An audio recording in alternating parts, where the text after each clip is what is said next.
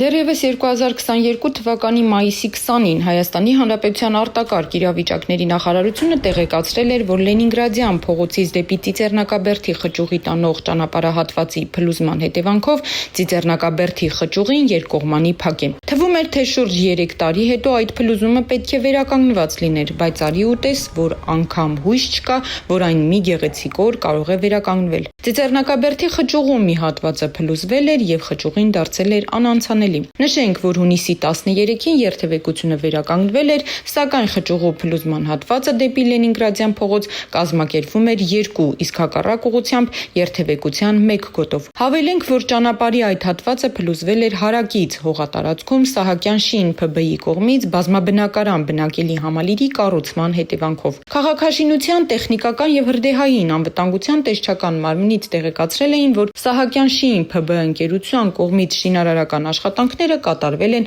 նախագծային շեղումներով, քանդման եւ հողային շինարարական աշխատանքները իրականացնելով շինարարական հրապարակի սահմաններից դուրս համայնքային սեփականություն հանդիսացող հողամասի սահմաններում խճուղու եզրագծով, իսկ շինարարական աշխատանքների ընթացքում չէր պահպանվել նախագծով նախատեսված փոսորակի լանջի 27 աստիճան թեքությունը, որի պատճառով տեղի էր ունեցել խճուղու մի հատվածի փլուզում։ Արմլու լրատվականը զրուցել է Սահակյան շին փակbaşնետիրական ընկերության հիմնադիր ղեկավար Սուրեն Սահակյանի հետ, պարզելու համար, թե ի վերջո երբ կբացվի դեպի Ծիծեռնակաբերդի խճուղի տանող ճանապարհահատվածը։ Խնդրի մասին բազմաթիվ հոդվածներ են տպվել,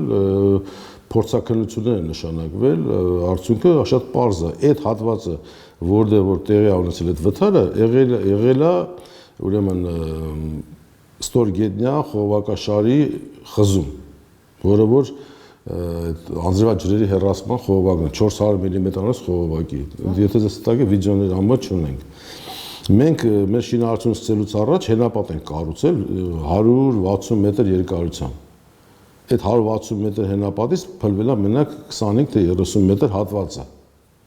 որտեղ որ եղել է այդ վթարը։ Մենք հիմա այդ վթարը վերականգնել ենք, ուղղակի որպեսզի ավելի անվտանգ լինի հետագայի համար, մեր տեղանքը, եթե պատկերացնում եք, բավականին բարդ տեղանք ենք այդտեղ շինարարություն անում, եւ մեր հողամասը, որի վրա մենք շինարարություն ենք իրականացնում, 100 մետրի վրա 45% թեքություն ունի։ Այսինքն մենք ստիպված ենք եղել կտրել այս մի կողմից, որպեսզի կարողանանք բնակավայրը դարձնենք բնակիչների համար շահագործելի եւ անվտանգ, ոչ թե տեղանքով շենքեր ենք դրել։ Դա է պատճառը։ Ինչպես դուք գիտեք, կառավարության որոշումով եկամտահարկի վերադարձը հանվեց։ Դրա հետ կապված այդ ամբողջ ոլորտը այսօր սարսափելի ցնցումների մեջ է գտնվում, որովհետև վաճառքները, անկում են ապրում մի շատ փիստ ձևով։ Դրա համար այն պրոյեկտները, որոնք որ հիմա սկսվել են եւ այլևս չեն կարող վաճառել, իսկ այդ օբյեկտները պետք է կառուցվեին վաճառված գումարներով դրա հաշվին։ Պատկերացնում եք ինչ եմ ասում։ Եթե դուք շենք եք կառուցում եւ չունեք այդ ամբողջ գումարը, բնական է, եթե չի վաճառում, ինքը կիսատ կմնա։ Հիմա խաղի կանոնները փոխվեցին ընթացքում։ Ես գտնում եմ, որ այդ խաղի կանոնները ճիշտ է որ փոխվեցին։ Որովհետեւ այն մեթոդը, որ կար, որ մենք հող ենք առնում, մենք ունենք այդ հողը, որտեղ մեզ այդ հողը մենք ստացել ենք ճանապարհը կառուցելու արդյունքում որպես ֆինանսավորում։ Մենք այդ ճանապարհը որ կառուցել ենք, այդ իմիջիայլոց ասեմ, ճանապարհի կառուցումը տևել է 2 տարի։ 10-ին սկսել ենք, 12-ին ավարտել ենք։ Մենք այդ ճանապարհի կառուցումը սկսել ենք հյուսիս-հարավ ճանապարհի մեկնարկի հետ։ Մենք 2 տարում պրծել ենք, հələ իրանք հələ միջև չեն ավարտում։ Այսինքն մեր ընկերությունը այդ հնարավորություններ ունեցել է, որ կարողացել այդ արագ այդ ճանապարհը իր կամուրջով եւ թունելով կառուցի։ Եվ կարծում եմ, որ եթե երթևեկում եք, կընդունեք, որ շատ որակով կառույց է ստացվել։ Դրա արդյունքում մեզ տվել են այդ հողերը, որի վրա մենք հիմա իրականացնում ենք այս ծրագրերը։ Այդ ընթացքում որ խաղի կանոնները փոխվեցին, վաճառքների անկում տեղ ունեցավ։ Հիմա որևէ, ասենք այն տեմպով, որով բնականներ են վաճառում, չեն վաճառվում։ Ամբողջ անշարժույթի շուկան կանգնած է։ Հիմա մեր նման դեպքերում խաղի պետք է միանա բանկը։ Բանկը բանկը մեր նման ուրեմն շահույթ հետապնդող կազմակերպություն է եւ իր շահերից ելնելով ինքը կարող է այդ խաղի մեջ մտնի, գործարքի կամ չմտնի։ Համաձայն եք իմ հետ։ Հիմա եթե բանկը չի միանում այդ process-ին, որպեսզի այս ֆինանսական բացը լրացնի, բնակիչները օրինակ այսօր մենք մոտավորապես $20 միլիոն չափ ունենք վաճառքված բնականներ, բնակիչները չեն մուծում, վաճառաբաները, որ դանդաղ են կառուցում։ Չենք դանդաղ են կառուցում, մենք էլ չենք մուծում։ Հիմա ամբողջ ծանրությունը ընկնում է Սահակյան շինի վրա, որ Սահակյան շինը պետք է միջոցներ հայթայթի, որպեսզի կարողանա շինարարությունը ավարտին հասցնի, հետո կմուծեն բնականա, բայց այդ ընթացքում մինչև դուք այդ միջոցներ զբաղված եք հայթայթելով, ժամանակ է անցնում։ Եվ այսօր որևէ մեկը չի կարող ասել, թե ինչով կավարտվի։ Մենք ունենք ուրիշ գույքեր, որոնք վաճառքի են հանված, այնպես գույքեր են, որոնք որ մեր կարծիքով պետք է լավ հեշտ վաճառվի, բայց շատ դժվար է այդ process-ը գնում, որովհետև ընդհանուր անշարժ գույքի շուկան այսօր ցնցումների մեջ է եւ ամեն օր իմ կարծիքով պետք է ավելի խորանա այս վիճակը, մինչև որ ինքը ընկնի իր հիմնական ճիշտ տեղում, որ հետո սկսի բարձրանալ։ Այսինքն այս հարցում չենք կարող վերջնական պատասխան։ Չենք կարող ասել, չենք, երբ որ գումարները մենք հայթայթենք, բավականին մեծ գումարի մասին խոսքը հիմա չեմ ուզում բարձրաձայնեմ, ոչ դա $1,000, ոչ 100,000, ոչ 1 միլիոն, մի քանի տասնյակ միլիոնի մասին է խոսքը։ Պարոն Սահակյան, դիմում եք օրինակ կառավարությանը, Երևանի քաղաքապետարանին հասկանալու համար ինչով կարող են ձեզ աջակցել, որ այդ հարցը լուծվի, մինչև կարողանաք դուք կառավարությանը դիմում ենք, նույնիսկ մեր բնակիչներից խումբ ստեղծել, որոնք որ ակտիվ ուզում են մենք դառնանք մի թիմ բնակիչները եւ մենք, որպեսզի կարողանանք հարցին լուծում տանք։ Հարցը մենակ Սահակյան շինին չէ, դա մեծ գլոբալ հարց է, որ կարծում եմ պետք է դա լուրջ քննարկման թեմա լինի, ռեսուրսներ հայթայթի կառավարությունը կամ ընկերությունը կամ բանկերին ինչ որ էժան վարկային ռեսուրսներ ինչ որ տեղից հայթայթեն, որպեսզի տակից դուրս գա, սա մեծ գլոբալ խնդիր է։ Դերևս այդ համախմբումը դա հիմա առաջին փուլով եղել է, դե հիմա դիմենք ինչ դիմենք, ինչ ասենք մեզ փող տուր կառավարություն, մասնավոր բիզնես է սա։ Սա գլոբալ խնդիր է, այո, կառավարության վրա շատ թանկ էր նստում եկամտահարկի վերադարձը։ Կառավարությունն է տեղյակ է, որ օրինակ կառավարությունը ստեղծած Սահակյան շինը օրինակ այսպես։ Ես չգիտեմ կառավարությունը տեղյակ է, տեղյակ չի։ Կատունեմ խոսել եք, զրուցել եք։ Չէ, ոչ խոսել ենք, ոչ էլ դիմել ենք։ Մենք կարծում ենք, որ կառավարությունը այնքան հոգսեր ունի, որ հիմա ընկնի մեր խնդիրները լուծելի, մենք մենակը չենք, մենակ մենք չենք։ Ընդհանուր է դա նոր հիմա պատկերացրեք sense այն ինչ որ հիմա արդյունքում մենք կունենանք ինքը ինձ թվում է լավ բան կունենանք որոշ ընկերություններ կսանեն կանան որոշ ինչ որ շինարարություններ կան կառնեն բայց իտոգում կստացվի հետեւյալ պատկերը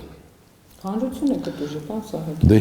հիմա լավ ինչ է առաջարկում եք անընդհատ բյուջեից ֆինանսավորվի դոտացիա տվի որպեսզի բնակելի շինարարություն լինի աշխարհում դες բան ոչ միտեղ չկար եկամտահարկի վերադարձ հասկացողություն Դուք որպես եթե դուք վաղ ուզում եք որևէ բիզնես անեք դուք մտածում եք sense այսքան գումար ունենք այսքան է վարկ կվերցնենք ճիշտ է կամ ամբողջ գումար ունենք բիզնես ենք եթե թխվածքի արտադրամաս եք ստեղծում դուք ձեր գումարը պետք է ունենաք որ այդ արտադրամասը մինչև վերջ սարքավորումներով նյութերով չէ առնեք դնեք ու սեք աշխատել Հիմա կառավարությունը այստեղ ինչ ունի անելու երբ որ դուք պետք է այդ ամբողջը ունենաք Բայց այս բնակարանաշինության մեջ այս եկամտահարկի վերադարձն էս գայթակղիչ պայմաններ է ստեղծել, որ բոլորը այնպես կոպիտ բառ ասեմ, տեղից ելնողը սկսեց շինարարություն անել։ Խող էին առնում պատասխանատվություն կրեն, չէ՞, շինարարական ընկերությունները, որ մարդկանց Ուրեմն պատասխանատվության մի մասը ընթացքում հետևյալ ձևով արեց, որ բանկերը շինը պատժվել է օրինակ նրա համար, որ Ծիծեռնակաբերդի խջուղին մինչև այսօր չի գործում, մարդը չի կարող երթևեկել։ Դուք ինչ եք անընդհատ դուք պատժից խոսում։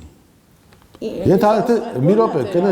կներեք, ենթադրեք պատժվեց, ենթադրեք մի ոդն էլ կտրել են, մի ձեռ մի ոդ ունեմ, դրանից ձեզ ինչ։ Ես ձեզ հստակ Չէ, հարց եմ տալիս։ Ինչի եք անընդհատ պատիժ։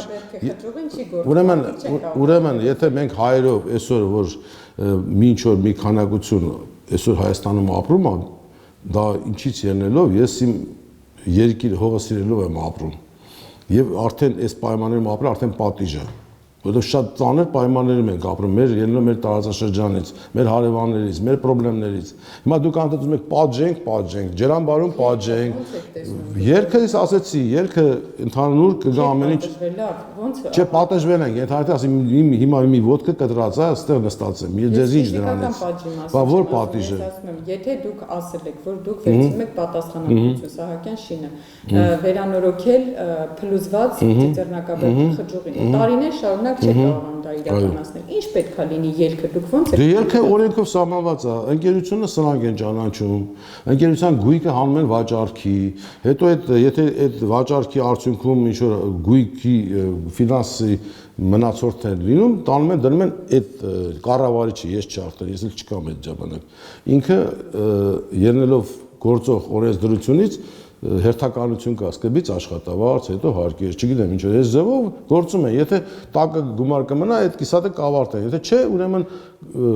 ուրիշ լուծում կգտնվի, ինչ որ մեկը կարող է առնի այդ կիսատը ավարտի, ժամանակին եղել է, որ էլի բնակելի շինարարությունում պրոբլեմ առաջացավ, դա 2008 թվականին էր, երբ որ համաշխարհային ճգնաժամը սկսվեց, բայց մեր մոտ հասավ 13-14 թվականին։ Այդքան ժամանակ մենք կարծում ենք մեր կողքով անցել, բայց լավ էլ մեր վրով անցավ, եւ այդ ժամանակ լիքը այդ ձևի շենքեր մնացին։ Օրինակ հիմա Խանջան փողոցի վրա արդեն երևի 15 տարի մի հատ գեղեցիկ տուֆից կառուցված շենք կա, որը որ չի ավարտվում։ Ինչ ա լինելու։ Սրանք ճանաչվեց։ Դա ճանաչվեց, Սահակյան շինն էլ սրանք ճանաչվեց։ Հետո ու մնացել է այդպես։ ու մնալու է, մինչև որ ինչ որ մեկը, ինչ որ մի բիզնեսմեն կամ ինչ որ մի կառավարության ծրագիր կմշակվի, այդ կիսատները վերցնել ավարտեն հասցնել։ Հիմա քանի որ խնդրեմը նոր է ընդհանրապես թափ հավաքում, դա հələ որ այդքան սուր չի դրված, որ օրինակ հիմա մենք միջոցներն ենք հայթայթում, որպեսզի շինարարությունը շարունակենք։ Մենք կարծում ենք, որ մեզ կհաջողվի։ Մյուսը կարող է հնարավորություն չունենա ակտիվներ, որը որ կարող է վաճառելուց հետո բերի դնի կամ չուզենա։